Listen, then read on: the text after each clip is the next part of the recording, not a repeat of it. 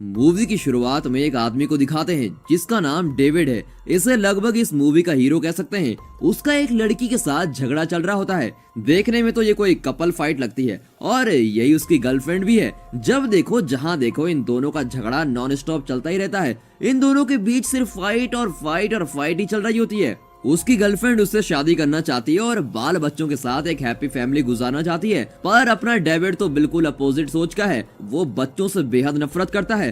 वो हमेशा गिटार हाथ में ले घूमता ही रहता है। उसका मानना है कि अगर वो जिंदगी में कुछ बनना चाहता है तो वो म्यूजिशियन ही बनेगा। और पहले तो वो एक बैंड का मेंबर भी हुआ करता था, पर बैंड वालों ने उसको बाहर निकाल दिया। इसलिए अब वो रोज सड़क पर खड़ा होकर गिटार बजाता रहता है। जब भी घर आता है तो अपनी गर्लफ्रेंड से लड़ना उसका मेन काम होता है। इस तरह एक दिन उन दोनों का झगड़ा हद पार कर जाता है और डेविड सिर्फ अपना प्ले स्टेशन साथ लेकर घर से बाहर चला जाता है। बाहर जाने के बाद वो रियलाइज करता है कि इतने दिन तो वो अपनी गर्लफ्रेंड के घर में था, पर अब तो रहने की कोई जगह भी नहीं है। फिर रहने का कोई और ठिकाना न पाकर वो अपनी दीदी टेस के घर जाता है। टेस का एक बेटा है फ्लेक्स। वो पूछता है, अब हमारे साथ ही रहोगे क्या अंकल? डेविड उसे अपने लिए एक कप कॉफी बनाने के लिए कहता है। वो कहता है, अरे ओ अंकल, मैं 5 साल का बच्चा हूँ, मैं कॉफी कैसे बनाऊंगा? ऐसा कहकर फ्लिक्स टीवी देखने लग जाता है। टीवी में उसका फेवरेट टेडी वाला शो चल रहा होता है। वो शो एकदम बेकार टाइप का होता है, पर उसे देखकर वो खुशी से नाच रहा होता है। तब वो डेविड का प्ले स्टेशन और जॉयस्टिक देखकर उससे पूछता है कि ये सब क्या है। डेविड उसे एक ज़ॉम्बी गेम डालकर देता है। इतने में उसकी माँ दौड़ती हुई आती है और डेविड को गुस्सा करती है कि इस तरह का गेम उसे खेलने के लिए क्यों दे रहे हो। फिर डेविड कहता है कि अरे ये तो सिर्फ एक गेम है। एक्चुअली फ्लेक्स भी उस गेम को बहुत अच्छे से खेल रहा होता है। फिर कुछ देर बाद वो खाना खाने के लिए बैठते हैं। टेस ने सबके लिए वेज पिज्जा मंगवाया होता है। पिज्जा बहुत ही बेस्वाद होता है। फ्लेक्स को डायबिटीज है और कई तरह की मेडिकल प्रॉब्लम्स होती हैं, जिसकी वजह से उसे ऐसे बेमसाले वाला फूड खाना पड़ता है। पर डेविड उससे कहता है, अरे यार फ्लेक्स, तुझे कुछ नहीं होगा, तुझे जैसा फूड खाना है तू बिल्कुल खा। और कहता है, इधर आ, मैं तुझे खिलाता हूँ। यही नहीं, वो उसके सामने गंदे गंदे वर्ड्स भी यूज करता है। फ्लेक्स बहुत ही क्यूट तरीके से कहता है कि अंकल, बैड वर्ड्स नहीं बोलने चाहिए। और वो अक्सर अपनी टीचर मिस कैरोलिन का जिक्र करता है। मिस कैरोलिन ने ये करने को कहा है, मिस कैरोलिन ने वो करने को कहा है, ऐसे ही कहता रहता है। डेविड ये सुनकर बहुत इरिटेट हो जाता है और कहता है कि कौन है वो टीचर, उससे कहो जाए फांसी लगाए। ऐसे शब्द सुनकर टेस को बहुत गुस्सा आ जाता है और वो डेविड से पूछती है, आखिर तुम्हारी प्रॉब्लम क्या है? तुम ऐसा क्यों हो? तुम शादी वगैरह करना नहीं चाहते और बच्चों से तुम इतनी नफरत क्यों करते हो? एक्चुअली टेस और डेविड का पास्ट मुश्किलों से भरा था। उनके पिता उन्हें बचपन में ही छोड़कर चले गए थे। बचपन के उस दर्द से डेविड अभी बाहर नहीं आया होता है। वो कहता है, मैं डैड की तरह नहीं बनना चाहता। इतना ही नहीं, मुझे खुद पता नहीं कि मुझे बच्चे क्यों पसंद नहीं है। उसकी ये बातें सुनकर टेस उसे खूब समझाने लगती है कि हमारे डैड ऐसे थे, इसका मतलब ये नहीं कि तुम भी वैसे ही बन जाओगे। बच्चे हमेशा परेशान नहीं करते। घर में बच्चे होते हैं तो हमारा स्ट्रेस बहुत ही कम हो जाता है, ये शायद तुम नहीं जानते। इस तरह वो एडवाइस पे एडवाइस देती रहती है। फिर रात को वो फ्लेक्स को कहानियां सुनाती है ताकि उसे आराम से नींद आ जाए। अपनी कहानियों में भी टेस कई मोटिवेशनल बातें बताती है। सुनकर डेविड का भी मन करता है कि वो अपने आप को बदले और एक अच्छी जिंदगी जीकर देखे। शायद उसमें ये बदलाव अचानक ही आ गया था। बेचारे सोते हुए फ्लेक्स को हिलाकर उसको उठाता है और उसे स्टार वार्स के डेथ वेडर वाला कॉस्ट्यूम पहनाता है। फिर उसे समझाता है कि बात सुन फ्लेक्स, एक्टिंग करना आसान काम नहीं होता। तुम जिस कैरेक्टर का ड्रेस पहनोगे सच में तुम वही कैरेक्टर बन जाओगे।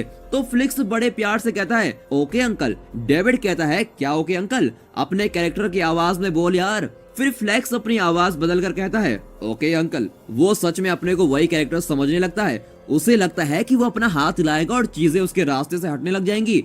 उसे लेकर डेविड अपनी गर्लफ्रेंड के अपार्टमेंट में लेकर जाता है। उसके पास फ्लैट की चाबी होती है। वो फ्लेक्स से कहता है, मैं मेन दरवाजे पर खड़ा रहूंगा और तुम तुरंत ये बोर्ड उसको दिखाना। उस बोर्ड पर लिखा होता है, मुझसे शादी करोगी? तो प्लान के मुताबिक दरवाजा खोलता है, पर वहाँ कुछ और ही सेंस चल रहा होता है। उसकी गर्लफ्रेंड किसी और के साथ होती है। डेविड चौंक जाता है। कम से कम बच्चे की आंखें तो बंद कर दी होती, वो भी डेविड नहीं करता। बाद में उसे अपनी गलती का एहसास होता है। फिर वो अपना गुस्सा गर्लफ्रेंड पर निकालता है कि मैं तुमसे शादी के लिए पूछने आया था। वो भी उसे अपने हिस्से का सुनाती है। तुमने क्या समझा था? मैं तुम्हें इसलिए नहीं छोड़ रही हूँ कि तुम शादी नहीं करना चाहते या बच्चे नहीं चाहते। मैं तुम्हें इसलिए छोड़ रही हूँ क्योंकि तुम एक निकम्मे इंसान हो। यही नहीं, वो इससे भी ज्यादा खरी खोटी उसको सुना देती है। डेविड की तो बोलती ही बंद हो जाती है। वो चुपचाप फ्लेक्स को लेकर वहाँ से चला जाता है। घर आते ही फ्लेक्स अपनी माँ को पूरी कहानी सुनाता है। मम्मी, मैंने ना जब डोर ओपन किया गया तब जानती हो वो आंटी क्या कर रही थी। इतने में डेविड उसका मुंह बंद कर देता है और सोचता है कि अबे मेरी पोल खोलेगा क्या पूरी। ऐसी बातें बच्चे के मुंह से सुनकर टेस डेविड पर बहुत गुस्सा करती है कि वाह, तुम्हें एक जिम्मेदारी दी थी और वो तुमने बड़ी अच्छे से निभाई। तुम मेरे बच्चे को अपने साथ लेकर गए और अनाप शनाप दिखाकर घर ले आए। तुम पहले यहाँ से निकल जाओ। ये सुनकर डेविड बच्चों की तरह रोने लगता है। टेस भी क्या करती बेचारी, आखिर उसका भाई जो ठहरा वो उसको रोना बंद करवाती है और कहती है अगर तुम यहाँ रहना चाहते हो तो तुम्हें कुछ काम करना पड़ेगा। मेरे बेटे की देखभाल तुम ही करोगे। डेविड मान जाता है। फ्लेक्स बहुत ही अच्छा बच्चा है, पर उसे जितनी भी बुरी बातें सिखानी होती है डेविड उसको सब कुछ सिखाता है। एक दिन वो उसे स्कूल छोड़ने जाता है। फ्लेक्स तो अक्सर बीमार पड़ जाता है और इसीलिए दूसरे बच्चे उसका मजाक उड़ाते हैं। ये देखकर डेविड कहता है कि वो लोग तेरा इतना मजाक उड़ा रहे हैं और तू चुपचाप बैठा हुआ है। इस तरह उससे बातें करता हुआ फ्लेक्स को क्लासरूम में छोड़ने जाता है। तभी वो कैरोलिन को पहली बार देखता है। कैरोलिन को देखकर तो डेविड का मुंह खुला का खुला रह जाता है। ये तो बहुत खूबसूरत है यार। अब तक तो उस टीचर के बारे में वो उल्टा सीधा कह रहा था, पर अब बिना वजह उसके पास जाता है और अपना इंट्रोडक्शन देने लग जाता है। हे, मैं डेविड हूँ, मैं फ्लिक्स का अंकल हूँ। इसकी माँ थोड़ा गैर जिम्मेदार औरत है, इसलिए इसका ख्याल रखने के लिए मैं यहाँ आया हूँ। ये सुनकर तो कैरोलिन उसे बड़ी इज्जत की नजरों से देखती है। डेविड को तो बच्चे बिल्कुल भी पसंद नहीं होते, पर कैरोलिन को बच्चे बेशक पसंद होते हैं। उसे इम्प्रेस करने के चक्कर में डेविड बच्चों पर बड़ा प्यार कर रहा होता है। वो वहाँ से जाने का नाम ही नहीं लेता। कैरोलिन किसी तरह उसे वहाँ से भेज देती है। फिर डेविड फ्लिक्स से विदा लेता हुआ कहता है, ओके बेटा, मैं शाम को तुम्हें लेने जरूर आऊंगा। और डेविड को तो देखिए वो क्लास के खत्म होने से पहले ही वहाँ टपक जाता है। वो कैरोलिन से मिलने का बहाना ढूंढता रहता है, पर उसकी कोशिशें रंग नहीं लाती। पर कैरोलिन उससे बहुत अच्छे से पेश आती है और फ्रेंडली तरीके से बातें करती है। तब वहाँ दूसरी टीचर आती हैं और कहती हैं, आपके साथ कल एक्सक्यूशन पर जो टीचर आने वाले हैं उनकी तबीयत खराब हो गई है। अब आप ही कोई और टीचर ढूंढ लीजिए। अब आपको ही सभी बच्चों को संभालना होगा या फिर आप किसी और को अपने साथ ले लीजिए। तभी डेविड मौका पाकर उछल पड़ता है और कहता है, और कोई क्यों, मैं हूं ना, मुझे और कोई इंपॉर्टेंट काम नहीं है, मैं चलूंगा आपके साथ। कैरोलिन भी मान जाती है। घर पर तो टेस को बिल्कुल भी विश्वास नहीं होता कि उसको कोई काम मिल चुका है। वो कहती है, उन लोगों ने तुम्हें काम पर रखा कैसे?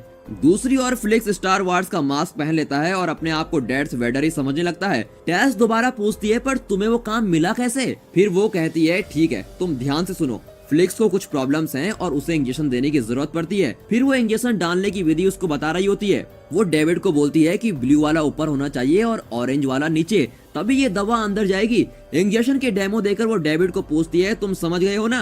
डेविड बड़े ही आराम से कहता है, हाँ हाँ, सब समझ गया हूँ, ब्लू वाला ऊपर और ऑरेंज वाला नीचे, इतनी सी तो बात है। टेस उसे फिर से एक बार बताने लगती है। डेविड इरिटेट होकर कहता है कि जानता हूँ, ब्लू वाला ऊपर और ऑरेंज वाला नीचे, मैं कोई बच्चा थोड़ी हूँ। फिर टेस पूछती है कि तुम्हें तो बच्चों से नफरत है, फिर तुम वहाँ जाकर उनका ख्याल कैसे रखोगे? वो कहता है कि क्या बात कर रही हो, कौन कहता है कि मुझे बच्चे पसंद नहीं है? बच्चों पर तो मैं जान देने के लिए बिल्कुल तैयार हूँ। कट करके दिखाते हैं कि स्कूल के बच्चे एक्सक्यूशन के लिए एक फार्म हाउस जा रहे होते हैं। कैरोलिन बच्चों के लिए गाना गा रही होती है। बच्चे खुशी के मारे उछल कूद कर रहे होते हैं। ये देखकर डेविड सोच में पड़ जाता है कि कहानी शैतानों के बीच में फंस गया हूँ। इतने में गाना खत्म हो जाता है और कैरोलिन बैठ जाती है, पर बच्चे मानते नहीं और कहते हैं कि एक और गाना सुनाओ ना, और जिद करते हैं। तो झट से कैरोलिन कहती है, अरे हमारे बीच एक गजब का सिंगर है जो एक बैंड में भी गाता था, वो अब हमारे लिए एक गाना गाने वाला है। डेविड भी यहाँ वहाँ मुड़कर देखता है और कहता है कि हाँ, कौन है वो सिंगर? अब बात ये थी कि डेविड को गाना तो आता नहीं था। तब कैरोलिन कहती है कि इधर उधर क्या देख रहे हो, तुम ही तो हो सिंगर, यहाँ आकर गाओ। डेविड मान जाता है और मुंह खोलकर गाना शुरू करता है। बच्चों के तो जैसे तैसे कान ही पक जाते हैं।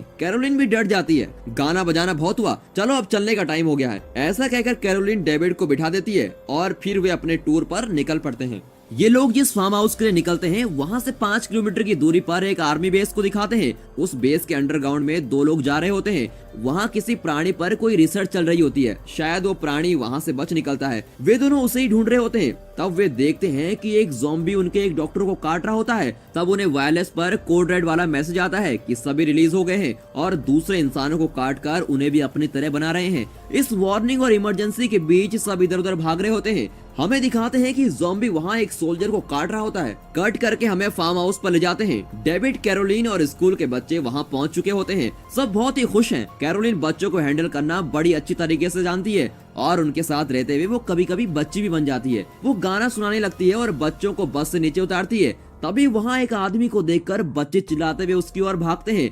ये आदमी वही टेडी होता है जिसका शो फ्लिक्स घर पर देख रहा होता है। डेविड के समझ में कुछ नहीं आता कि ये बच्चे उसे देखकर इस तरह क्यों दौड़ रहे हैं। टेडी वहाँ डांस कर रहा होता है, वो भी शायद कैरोलिन पे फिदा हो गया था। वो कैरोलिन को आगे बुलाता है और उसे इम्प्रेस करने की कोशिश करता है। देखा आपने, हमारे यहाँ लोग गोरेपन के चक्कर में अपनी स्किन पर न जाने क्या क्या लगा रहे हैं, पर इस शहर में शायद काला होना भी एक खूबी मानी जाती है। तो वहाँ टीचर और बच्चे मजे से नाच रहे होते हैं। ये देखकर डेविड को लगता है कि वो कहाँ फंस गया। फिर बच्चे फार्म में घूमते हैं और गाते नाचते बड़े मजे में होते हैं। कट करके वो आर्मी बेस दिखाते हैं। उस आर्मी बेस के सभी लोग ज़ॉम्बी बन चुके हैं। वे सब वहाँ का गेट खोलकर बाहर आ जाते हैं और सीधा फार्म की तरफ आ रहे होते हैं। इतने में लंच टाइम हो जाता है। सारे बच्चे खाना पीकर खाकर बैठे हुए होते हैं। इस बीच डेविड फिर कैरोलिन को इम्प्रेस करने की कोशिश में उससे बातें करने लगता है, पर तभी वो कैरोलिन की उंगली की अंगूठी देखता है और कहता है कि ये अंगूठी कैसी है। कैरोलिन कहती है ये मेरी एंगेजमेंट की रिंग है, जल्दी मेरी शादी होने वाली है। ये सुनकर तो डेविड कोमा में चला जाता है और इतना मायूस हो जाता है कि क्या कहें। अभी उसे प्रॉब्लम होने लगती है और वो बच्चों को भी डांटने लगता है। तभी एक बच्चा बदमाशी कर रहा होता है। तब डेविड उस पर इस तरह चिल्लाता है कि जैसे वो कोई बच्चा नहीं बड़ा आदमी हो। फिर उन बच्चों को आसपास ट्रैक्टर में घुमाया जाता है। ट्रैक्टर चलाने वाला आदमी कहता है कि रास्ते में कुछ है, उसे देखने के लिए वो उतर जाता है। फिर कैरोलिन और डेविड भी ट्रैक्टर से उतर जाते हैं। कैरोलिन डेविड को गुस्सा करने लगती है कि तुम इतना भी नहीं जानते कि बच्चे से किस तरह पेश आना चाहिए, उनके साथ प्यार से बर्ताव करना चाहिए। इस तरह वो डेविड को एडवाइस कर रही होती है। बैकग्राउंड में एक ज़ॉम्बी ड्राइवर को खा रही होती है। ये देखकर कैरोलिन डांटने लगती है कि अरे यहाँ छोटे बच्चे हैं और तुम दोनों उनके सामने ऐसी हरकत कर रहे हो। पर जैसे ही वो उन दोनों के पास जाती है तो चौंक जाती है, क्योंकि वो लड़की तो एक ज़ॉम्बी है। कैरोलिन घबरा जाती है। फिर डेविड को जल्दी से ट्रैक्टर स्टार्ट करने को कहती है। डर के मारे वो भी ट्रैक्टर की ओर भागने लगता है और यहाँ कैरोलिन हाथ में एक घास खोदने वाला शोवल उठा लेती है और उस ज़ॉम्बी को धमकाती है, मेरे पास मत आओ वरना खोपड़ी फोड़ दूंगी। फिर भी ज़ॉम्बी पास आने लगता है तो वो उसके पेट में शोवल घुसा देती है। फिर उस ज़ॉम्बी को उठाकर एक पेड़ पर फंसा देती है। तुम्हारा मुंह देखने लायक नहीं लग रहा, ऐसा कहकर वो उस ज़ॉम्बी को मास्क लगाकर कुछ पहना देती है। फिर वहाँ से भागती हुई चिल्लाती है, गाड़ी निकालो गाड़ी निकालो। प्रॉब्लम ये होता है कि डेविड को तो गाड़ी चलानी नहीं आती। पीछे से फ्लेक्स उसे इंस्ट्रक्शन दे रहा होता है कि अब ऐसा करो, वाला बटन दबाओ, ऐसा करो। डेविड पूछता है यार तुझे ये सब कैसे पता। तब फ्लिक्स कहता है कि उसकी फेवरेट गाड़ी ट्रैक्टर ही है। किसी तरह गाड़ी स्टार्ट हो जाती है और कैरोलिन उस पर चढ़ जाती है। फिर बच्चों से कहती है, बच्चों कोई भी साइड में मत देखना और डरना बिल्कुल नहीं। यहाँ आने से पहले मैंने तुम सबसे क्या कहा था कि हम एक सुपर गेम खेलने वाले हैं, कहा था ना, अब हम वही गेम खेलने वाले हैं, ओके। ऐसा कहकर वो बच्चों को किसी तरह से मैनेज कर लेती है। डेविड गाड़ी चला रहा होता है। जब वे फार्म के पास वापस आते हैं तो देखते हैं कि वो जगह पूरी ज़ॉम्बी से भरी पड़ी है, कोई भी जिंदा नहीं। इतने में गाड़ी रुक जाती है क्योंकि वहाँ आगे ज़ॉम्बी होते हैं। इसके आगे गाड़ी का जाना बिल्कुल भी मुश्किल होता है। अब बच्चे भी डरने लगते हैं। इस बात को सेंस करके कैरोलिन फिर अपनी बातें शुरू करती है और कहती है कि कौन कौन मेरे साथ ट्रेन गेम खेलना चाहता है। सब बच्चे कहते हैं कि मैं खेलूंगा और उछलने लगते हैं। वेरी गुड, तो तुम सब अब मेरी स्कर्ट पकड़ोगे और एक दूसरे के पीछे ट्रेन की तरह चलोगे, ओके। पर इस गेम का रूल ये है कि यहाँ जिन लोगों को तुम देख रहे हो उन्हें कोई नहीं छुएगा और ना ही उन्हें अपने को छूने देना है, ओके। इस तरह वो उस प्रॉब्लम को एक गेम बनाकर बच्चों को बहला रही होती है। सब एक लाइन में एक के पीछे एक चल रहे होते हैं। सबसे पीछे डेविड भी फ्लिक्स को उठाकर चल रहा होता है। मन ही मन ये सोच रहा होता है कि इन लोगों ने तो मुझे लास्ट में भेज दिया। फ्लिक्स को तो जरा भी डर नहीं लग रही होती है क्योंकि वो इसे ज़ॉम्बी गेम समझ रहा होता है, बिल्कुल वैसा ही ज़ॉम्बी गेम जैसा डेविड उसे अपने प्ले स्टेशन में खेलने को देता था। वो अपनी उंगलियों को गन बनाकर ज़ॉम्बी को धैर धैर शूट कर रहा होता है। इस तरह वे सब फार्म के अंदर चल रहे होते हैं क्योंकि फार्म में ही उनकी बस होती है। अगर किसी तरह बस तक पहुंचा जाए तो यहाँ से बच निकल सकते हैं। वहाँ पहुंचकर पता चलता है कि बस के आसपास और ज़ॉम्बी हैं। ये रास्ता भी अब बंद हो चुका है। अब उनको प्लान भी बनाना बहुत जरूरी था। वहाँ एक गिफ्ट शॉप को देखते हैं। वे सब उस गिफ्ट शॉप में छुपने की कोशिश करते हैं। सब मिलकर गिफ्ट शॉप का दरवाजे को पीटते हैं। अंदर वो टेडी बैठा हुआ होता है पर दरवाजा नहीं खोलता। वो सिर्फ टीवी पर ही बच्चों से प्यार करता है। असल जिंदगी में तो शायद बहुत ही गंदा है। सच में उसे बच्चे बिल्कुल भी पसंद नहीं होते। बच्चों के पीछे ज़ॉम्बी आ रहे होते हैं पर ये सब देखकर भी वो टेडी अंदर का दरवाजा नहीं खोलता। इतने में वहाँ भेड़ बकरियों का निकलने का छोटा द्वार नजर आता है। फिर सभी उस द्वार के अंदर चले जाते हैं। आखिर में जब कैरोलिन अंदर जा रही होती है तो एक ज़ॉम्बी उसका बैग छीन लेता है और उस बैग को वहीं छोड़कर कैरोलिन फटाफट अंदर भाग जाती है। बाहर डेविड अभी भी फंसा हुआ होता है पर किसी तरह से वो भी बचकर गिफ्ट शॉप के छप्पर के ऊपर चढ़ जाता है। कैरोलिन और बच्चे गिफ्ट शॉप के अंदर आ जाते हैं। वहाँ दूसरे कमरे में जाने का एक दरवाजा होता है जिसे वे खटखटाने लगते हैं। उसी कमरे में टेडी होता है और वो दरवाजा खोलने का नाम नहीं लेता। तभी डेविड ऊपर से दरवाजे को तोड़ता हुआ नीचे गिरता है। अंदर टेडी और उसके बीच घमासान लड़ाई होती है। लड़ाई के बीच डेविड टेडी के मुंह में स्टेपलर लगा देता है। लड़ाई में टेडी को हराकर डेविड वहां का दरवाजा खोलता है और सबको अंदर बुलाता है, पर बच्चे अभी भी बहुत डरे हुए होते हैं। पर फ्लिक्स कहता है कि इस गेम में तो बहुत मजा आ रहा है। वहाँ बैठी एक लड़की कहती है कि उसे डर लग रहा है। कैरोलिन उसे बताती है कि इसमें डरने की तो कोई बात ही नहीं है, हम ही तो यहाँ जीत रहे हैं। अभी देखो हम लेवल फर्स्ट में हैं, इसके बाद लेवल 2 आएगा, फिर लेवल 3 आएगा। तब एक लड़का पूछता है कि कितने लेवल्स हैं इसमें। कैरोलिन सिचुएशन को बड़ी अच्छी तरह से मैनेज करती है और कहती है कि सिर्फ थोड़े ही लेवल्स हैं, अब घबराने की भी कोई बात नहीं। पीछे से टेडी बच्चों की हिम्मत तोड़ने वाली बातें कर रहा होता है। वो कहता है तुम्हें डरना ही चाहिए।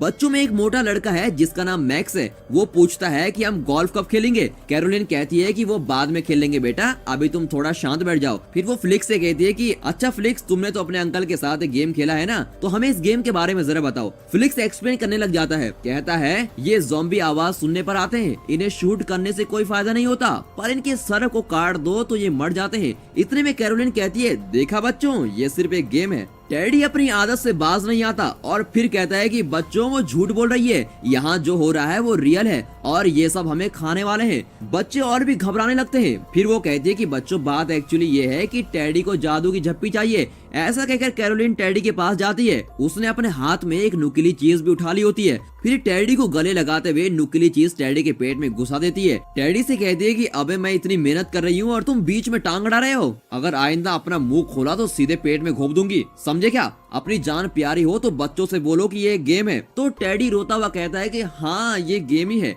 फिर वो बच्चों से कहती है कि देखा बच्चों, तुम्हारे फेवरेट टेडी भी कह रहे हैं कि ये गेम है। ऐसा कहकर कैरोलिन अपनी क्यूट सी स्माइल देती है। डेविड बच्चों का बहुत ख्याल रख रहा होता है। वो उन्हें स्नैक्स लेकर देता है। फ्लिक्स कहता है अंकल ये सब मेरी हेल्थ के लिए अच्छा नहीं है। डेविड उसको कहता है कि तुम्हें कोई प्रॉब्लम नहीं होगी, ये लो तुम भी खा लो। डेविड उसे भी स्नैक्स पकड़ा देता है। स्नैक्स खाने के बाद फ्लेक्स को कोई एलर्जी हो जाती है और उसको सांस लेने में बहुत मुश्किल हो रही होती है। तब कैरोलिन कहती है कि इसे कभी कभी ऐसा होता है। डेविड तुम इसका इंजेक्शन लाए हो ना? डेविड इंजेक्शन निकालता है। कैरोलिन उसे इंजेक्शन मांगती है ताकि वो फ्लेक्स को दे सके, पर डेविड जिद करता है कि नहीं नहीं, मैं जानता हूँ इसको कैसे लगाना है, मेरी दीदी ने मुझे सिखाया है कि इसको कैसे डालना है। पर यहाँ आकर डेविड इंजेक्शन को उल्टी तरफ से डाल देता है और पूरी दवाई उसके हाथ में ही चढ़ जाती है। इस तरह इंजेक्शन तो अब वेस्ट हो जाता है और बेचारा फ्लिक्स सांस भी नहीं ले पाता और तड़प रहा होता है। पर फ्लिक्स के बैग में एक स्पेयर इंजेक्शन भी होता है।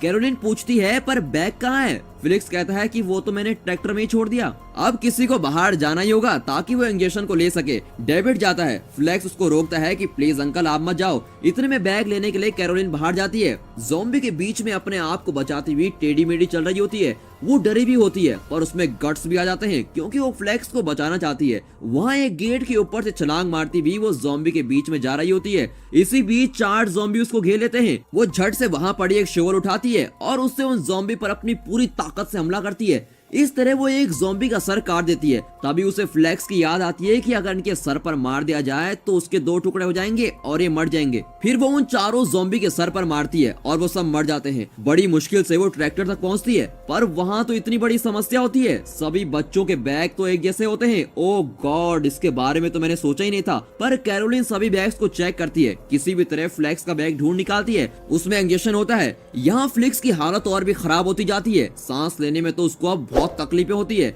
वहाँ कैरोलिन इंजेक्शन वाला बैग पीठ पर पहनती है और वापस आने के लिए मुड़ती है। तभी कई ज़ॉम्बीज उसकी ओर आ रहे होते हैं। कैरोलिन शोवल हाथ में उठाती है और एवेंजर की तरह धड़ाधड़ सभी को मारते हुए भागने लगती है। कट करके दिखाते हैं कि डेविड बहुत रो रहा है। फ्लेक्स से वो कहता है कि सॉरी फ्लिक्स, मैंने अनजाने में ऐसी गलती कर दी, मैं बहुत ही गैर जिम्मेदार आदमी हूँ यार। तभी अचानक दरवाजा तोड़ते हुए कैरोलिन वहाँ आती है। उसके शरीर और ड्रेस में खून ही खून है। वो आकर फ्लेक्स को इंजेक्शन लगाती है। तब जाकर फ्लेक्स की हालत थोड़ा ठीक होती है। जब वो बच्चों को देखती है तो वो पूछते हैं कि ये आपकी ड्रेस में क्या लगा हुआ है। फिर कैरोलिन अपनी स्टोरी और भी आगे ले जाती है और कहती है वो कुछ नहीं, मैं जरा दूसरी लेवल खेल के आ रही थी। उस लेवल का नाम है जेम फाइट और मैं उसमें जीत कर यहाँ आई हूँ। तो मैक्स पूछता है मिस कैरोलिन, हमें भूख लगी है, प्लीज थोड़ा जैम दीजिए ना। कैरोलिन उन्हें समझाती है कि ये असली जैम नहीं है और इसे खाया नहीं जा सकता। फिर कैरोलिन बच्चों के साथ बड़े मजे से खेलने लगती है। ये दृश्य डेविड की नजरों में स्लो मोशन में चल रहा होता है। वो सोचता है कि इस हालत में भी वो कितनी सुंदर लग रही है। सारे बच्चे उछलते कूदते खेल रहे होते हैं। तभी टेडी चिल्लाता है कि 1 मिनट के लिए सब शांत हो जाओ। तभी वहाँ एक हेलीकॉप्टर की आवाज आती है। टेडी कहता है कि मैं तो एक सेलिब्रिटी हूँ और वो हेलीकॉप्टर मुझे ही बचाने आ रहा है और यहाँ से सिर्फ मैं ही जिंदा बचूंगा। बच्चे उसे डांटने लगते हैं, हम सब तुम्हें अपना हीरो मानते हैं और तुम्हें हमारी कोई फिक्र ही नहीं है। टेडी उनकी कोई भी बात सुनने को तैयार नहीं होता। वो सीधा छप्पर फाड़ कर छत में जाता है और हेलीकॉप्टर को देखकर चिल्लाता है, मुझे बचाओ मुझे बचाओ। एक्चुअली वहाँ के ज़ॉम्बी को मारने के लिए ही वो हेलीकॉप्टर वहाँ आया होता है। इतने में टेडी का पैर फिसल जाता है और वो नीचे गिर जाता है। अब वो दरवाजे पर पीटने लगता है और विनती करता है कि मुझे बचाओ, मुझे अंदर ले लो। आई एम सॉरी, मैंने तुम लोगों के लिए दरवाजा नहीं खोला था, पर प्लीज मुझे माफ कर दो और दरवाजा खोल दो। उस पर तरस खाकर डेविड उसे बचा लेता है और उसको अंदर ले लेता है। तब टेडी उसे बताता है कि मुझे अपना काम बिल्कुल भी अच्छा नहीं लगता, मैं एक एक्टर बनना चाहता था पर मेरी किस्मत फूटी थी कि मुझे यहाँ काम करना पड़ रहा है। बच्चों को हंसाना भी कोई काम होता है क्या? मैं तो फंस चुका हूँ यार। वो अपना दुखड़ा सुनाकर रो रहा होता है। यहाँ एक मिलिट्री ऑफिसर और उसके बड़ी टीम को दिखाते हैं। वे कुछ प्लान कर रहे होते हैं। उनका मानना है कि सारे ज़ॉम्बी उस फार्म हाउस के आसपास ही हैं और मैप के अनुसार फार्म हाउस के बीच में एक गिफ्ट शॉप है। अगर हम उस गिफ्ट शॉप पर बॉम्ब गिरा देते हैं तो सारे ज़ॉम्बी खत्म हो जाएंगे। उनके बीच डिस्कशन चल रहा होता है। उन्हें नहीं पता कि फार्म के अंदर तो ये सारे लोग पड़े हैं। फिर रात हो जाती है और बच्चों को भूख भी लगने लगती है। अब बेचारी कैरोलिन खाना कहाँ से लाती? वो गाना गाकर बच्चों को सुलाने की कोशिश कर रही होती है। यहाँ कट करके दिखाते हैं कि बच्चों के पेरेंट्स बाहर खड़े हैं और मिलिट्री के लोग उन्हें अंदर आने नहीं दे रहे। पेरेंट्स वहाँ खड़े खड़े चिल्ला रहे होते हैं। तब फ्लेक्स की माँ टेस डेविड को कॉल करती है। सिग्नल न होने के कारण कॉल कनेक्ट नहीं हो पाता। फिर वो वॉइस मेल भेजती है कि मेरा बेटा कैसा है, वो ठीक है ना, वो तुम्हारे साथ ही है ना। ये सब कहते हुए वो रो रही होती है। यहाँ जैसे तैसे कई बच्चे सो जाते हैं पर दो बच्चे सो नहीं पाते, एक फ्लेक्स और दूसरी एक लड़की जो पहले से बहुत डरी हुई थी। तब पहली बार डेविड बड़े प्यार से उनसे बातें करता है। यही नहीं, वो एक गाना गाता है और उन दोनों को सुलाता है। तब फ्लेक्स पूछता है कि ये गाना तो मेरी मम्मी भी गाती है, तुम कैसे जानते हो? तो डेविड कहता है वो सिर्फ तुम्हारी माँ नहीं, वो मेरी माँ भी है, मुझे भी वो यही गाना सुनाकर सुलाया करती थी। जानते हो तुम्हारी माँ एक सुपर हीरो है, हमारे पापा हमें छोड़कर चले गए थे पर तुम्हारी माँ ने मेरी इतनी अच्छी तरह से देखभाल की। और डेविड थोड़ा सेंटिमेंटल सा हो जाता है। कैरोलिन ये सब देखकर रो रही होती है। फिर डेविड और कैरोलिन बैठकर बातें कर रहे होते हैं। कैरोलिन उसे अपने बारे में सच्चाई बता देती है कि ये मेरी एंगेजमेंट रिंग नहीं है। तुम्हें लगता होगा कि मैं एक परफेक्ट लड़की हूँ, पर ऐसा नहीं है। मैं अपने घर और शहर से भाग आई थी। इस शहर में एक बैंड हुआ करता था और मैं उन लोगों को देखना चाहती थी, इसलिए मैं घर से भाग गई थी। पर उस बैंड के लोगों ने मेरी कदर नहीं की और उन लोगों ने अपनी सिक्योरिटी के हाथों मुझे बाहर निकाल दिया। तब मैंने छत से कूदने का डिसाइड किया और फिर मुझे हॉस्पिटल में कई दिन रखा गया था। जब मैं ठीक हो गई तो उसी हॉस्पिटल के एक स्कूल में टीचर बन गई और अब भी टीचर ही हूँ। मेरी जिंदगी किसी तरह चल ही रही है। तब डेविड भी उसे अपनी सच्चाई बताता है। मैं ठीक से गाना भी नहीं जानता, इसलिए मुझे अपने बैंड से निकाल दिया गया था। इसी तरह वो अपनी बातें कर रहे होते हैं। तब कैरोलिन एक बात कहती है, कुछ लोग ऐसे होते हैं जो ना तो दूसरों की तरह जिंदगी गुजार पाते हैं और ना ही अपनी मर्जी की जिंदगी जी पाते हैं। वे बीच का कोई रास्ता चुनते हैं और ऐसे लोग मुझे बड़े इंटरेस्टिंग लगते हैं और उनकी लाइफ भी उतनी ही इंटरेस्टिंग होती है। वही लोग दिल के सच्चे होते हैं। तुम बिल्कुल उसी टाइप के आदमी हो। अपनी लाइफ को लेकर तुम ज्यादा फिक्र मत करना। और इस तरह उन दोनों के बीच की अंडरस्टैंडिंग बढ़ जाती है। सुबह हो जाती है। हमें वही आर्मी कमांडर दिखाए जाते हैं। वे अपने सुपीरियर को ये इन्फॉर्मेशन दे रहे होते हैं कि 1 घंटे में उस जगह पर हम ब्लास्ट करने वाले हैं। यहाँ डेविड उठता है और कहता है, हमारे यहाँ से बचने का एक रास्ता है, मेरे पास एक आइडिया है। वो अपना आइडिया टेडी को बताता है पर वो कहाँ मानने वाला था। आइडिया ये था कि उन दोनों में से कोई यहाँ से भागकर बाहर जाएगा और बाहर रखे ट्रैक्टर को यहाँ लाएगा, फिर बच्चों को उस पर बिठाकर यहाँ से भाग ले जाएंगे। इसी तरह हम बच पाएंगे। पर टेडी तो जाने को तैयार ही नहीं होता और कहता है, मुझसे उतनी दूर नहीं भागा जाएगा, मुझे तो तुम छोड़ ही दो। कैरोलिन भी नहीं जा पाएगी क्योंकि बच्चों को उसकी जरूरत है। बाकी बचा डेविड, वो जाने को तैयार हो जाता है पर टेडी उसे भी मना कर देता है और कहता है कि जब तक तुम ट्रैक्टर को यहाँ लाओगे तब तक तो ज़ॉम्बी आ जाएंगे। फिर वो कहता है कि पर मेरी वैन तो बाहर ही है, तुमने उसे रास्ते में देखा ही होगा, वो बहुत तेज भी चलती है। उसके ऊपर एक ओपनिंग भी है जिसके जरिए हम बच्चों को वैन के अंदर उतार सकते हैं। उसका ये आइडिया सबको ठीक लगता है पर बच्चे बहुत घबरा जाते हैं। एक लड़की को भूख लगती है तो दूसरी लड़की गेम खत्म होने को कहती है। इतने में मैक्स गेम खेलने की जिद करता है। किसी को ये चाहिए, किसी को वो चाहिए। कैरोलिन की तो कुछ समझ में नहीं आ रहा होता है कि अब करे क्या। पर इतने में डेविड एक गाना गाकर बच्चों को शांत करता है। बच्चे फिर खुश हो जाते हैं। डेविड कहता है, बच्चों थोड़ी देर शांत रहो, फिर हम यहाँ से निकल जाएंगे। तब कैरोलिन उसे देखती है और पूछती है, तुम इतना अच्छा गाना गा लेते हो, फिर तुम गाते क्यों नहीं? डेविड कहता है, पहले हम यहाँ से निकल जाएं, उसके बाद बात करते हैं। फिर डेविड और टेडी वहाँ से बाहर जाते हैं। छप्पर पर आकर दोनों देखते हैं कि वहाँ बहुत सारे ज़ॉम्बी रेंग रहे हैं। अपना टेडी रोम्बो की तरह मिशन पर तो निकल पड़ता है पर ज़ॉम्बी को देखकर गिड़गिड़ा जाता है। तभी वो रस्सी के सहारे बाहर जाने की कोशिश करता है पर फिसलकर वहाँ गिर जाता है। तब डेविड कहता है कि मैं ज़ॉम्बी को डिस्ट्रैक्ट करता हूँ, तुम भागो। टेडी भागने लगता है। तभी उसे एक ज़ॉम्बी बच्चा काटने आता है। गुस्से में टेडी उस छोटे ज़ॉम्बी बच्चे को ही काट देता है और चिल्लाता है कि काटने से ऐसा ही दर्द होता है, समझे? समझे। फिर वो रियलाइज करता है कि अरे ये क्या, मैंने क्या कर दिया, मैंने तो खुद ही ज़ॉम्बी को काट दिया है। वो सोचता है कि ज़ॉम्बी का खून वो पी चुका है और खुद भी ज़ॉम्बी बन जाएगा, पर ऐसा नहीं होता। किसी तरह दोनों वैन के पास पहुंच जाते हैं। टेडी वैन में चढ़ जाता है। डेविड कहता है यार यू आर ग्रेट, ओके ये दरवाजा खोलो, शायद लॉक हुआ है। पर टेडी डोर नहीं खोलता और कहता है सॉरी डेविड, बच्चों को साथ लेकर हम यहाँ से नहीं निकल पाएंगे, मुझे बच्चों से सख्त नफरत है। वो ये सब कह ही रहा होता है कि वैन में बैठा हुआ एक ज़ॉम्बी उसको काट देता है। अब वहाँ और भी बहुत सारे ज़ॉम्बी आने लगते हैं। डेविड वैन के ऊपर चढ़ जाता है। अंदर बैठा ज़ॉम्बी बाहर आने की कोशिश कर रहा होता है और डेविड को कुछ भी आइडिया समझ में नहीं आता कि वो करे क्या। बाहर होने की वजह से अब सिग्नल मिलता है और उसके फोन पे कॉल आता है। ये टेस का कॉल होता है। वो टेस से बात करता है और साथ में रो भी रहा होता है और कहता है तुम्हारा बेटा बिल्कुल सुरक्षित है, वो मेरे साथ ही है और मैं उसे कुछ भी नहीं होने दूंगा, तुम उसकी ही नहीं मेरी भी माँ हो। उसकी इमोशनल बातें सुनकर टेस भी रोने लगती है। तभी एक ज़ॉम्बी झट से उसका फोन छीन लेता है। डेविड वहाँ से उन ज़ॉम्बियों से लड़ रहा होता है। यहाँ टीचर और बच्चे बाहर झांक कर देख रहे होते हैं कि टेडी और डेविड वैन लेकर आ रहे होंगे, पर बाहर तो कोई नजर ही नहीं आता। तभी मैक्स चिल्ला रहा होता है कि मुझे वो गेम खेलना ही है। कैरोलिन थोड़ा सा उसको डांट देती है कि थोड़ी देर चुप रहो, इस तरह क्यों चिल्ला रहे हो। तभी उसके पास खड़ी एक और लड़की भी चिल्लाने लगती है। उससे कैरोलिन पूछती है कि अब तुम्हें क्या हो गया। लड़की बताती है कि फ्लेक्स तो गायब ही हो गया है। तभी दिखाते हैं कि फ्लेक्स अपने अंकल को बचाने बाहर गया होता है। उसने डेथ वेडर वाला कॉस्ट्यूम पहना होता है। डेविड ने उसको सिखाया था कि डेथ वेडर वाला कॉस्ट्यूम पहनने पर वो खुद डेथ वेडर बन जाएगा, इसलिए कॉस्ट्यूम पहनकर वो ज़ॉम्बी को मिटाने उनके बीच चला जाता है। ज़ॉम्बी को अपनी ओर आते देखकर वो हाथ दिखाता है तो वहाँ का गेट बंद हो जाता है। अब उसे यकीन हो जाता है कि उसके पास डेथ की पावर आ गई, पर असलियत ये होती है कि ज़ॉम्बी उस गेट के पास होते हैं और उनकी वजह से वो गेट बंद होता है। ज़ॉम्बी के बीच फ्लेक्स फिर घूम रहा होता है। वैन के ऊपर बैठा डेविड सारी उम्मीदें खो चुका होता है। कुछ ही देर में ज़ॉम्बी उसको काट खाएंगे। तभी अचानक उसे एक गाड़ी की आवाज सुनाई देती है। वो देखता है कि फ्लेक्स ट्रैक्टर चला रहा होता है। ट्रैक्टर की उसे इतनी अच्छी नॉलेज होती है कि वो किसी एक्सपर्ट ड्राइवर से कम नहीं होता और अपने अंकल को बचाने आ रहा होता है। डेविड बच जाता है और ट्रैक्टर पर चढ़ जाता है। वो फ्लेक्स से कहता है यार फ्लेक्स यू आर रॉकिंग।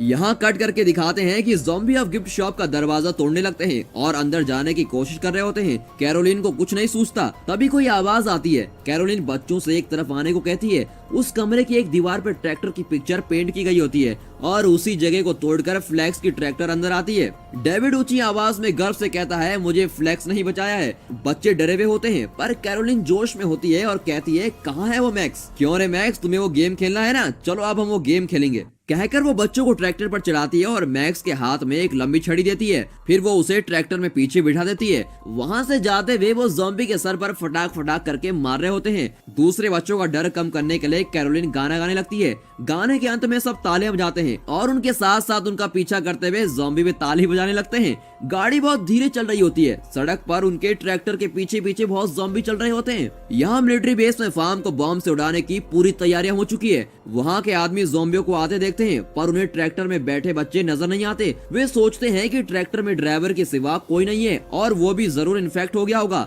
इस आइडिया के साथ वे शूट करने वाले होते हैं। फिर वो पीछे बैठी कैरोलिन को देखते हैं जो कि गिटार हाथ में लिए गाना गा रही होती है। सोल्जर्स को लगता है कि वो भी ज़ॉम्बी से इन्फेक्ट हो गई है, इसलिए उन दोनों को गोली से उड़ाने का फैसला करते हैं। वे गोली चलाने ही वाले होते हैं कि उन्हें बच्चों के गाने की आवाज आती है। अरे ये तो बच्चों की आवाज है। सोल्जर्स रुक जाते हैं और देखते हैं कि ट्रैक्टर में कई बच्चे बैठे हुए हैं। उनका कमांडर बहुत सोचता है और कहता है कि मैं बच्चों पर गोली नहीं चलाने दूंगा, उन्हें जाने दो। जैसे ही ट्रैक्टर उनको क्रॉस करती है वे ज़ॉम्बी पर अंधाधुंध गोलियां चलाने लगते हैं। ट्रैक्टर के इस तरफ आते ही मिलिट्री की एयरक्राफ्ट फार्म की ओर उड़ते हुए दिखते हैं। डेविड और कैरोलिन एक दूसरे के साथ मिंगल हो जाते हैं। कुछ देर में फार्म में धमाके के साथ विस्फोट हो जाता है। बच्चे उछलकर चिल्ला रहे होते हैं कि ये कितना सुपर फायरवर्क्स है, हम गेम जीत गए। पर थोड़ी देर में टीम आती है और कैरोलिन डेविड और बच्चों को पकड़ कर ले जाती है। वे और कोई नहीं, मिलिट्री के ही लोग होते हैं। फिर उसी मिलिट्री ऑफिसर को दिखाते हैं जो पेरेंट्स के सामने आता है। वो पेरेंट्स से कहता है कि प्लीज जरा शांत हो जाइए, आपके बच्चे बिल्कुल सेफ हैं और उनको सेफ रखा हुआ है उनके 2 टीचर्स ने।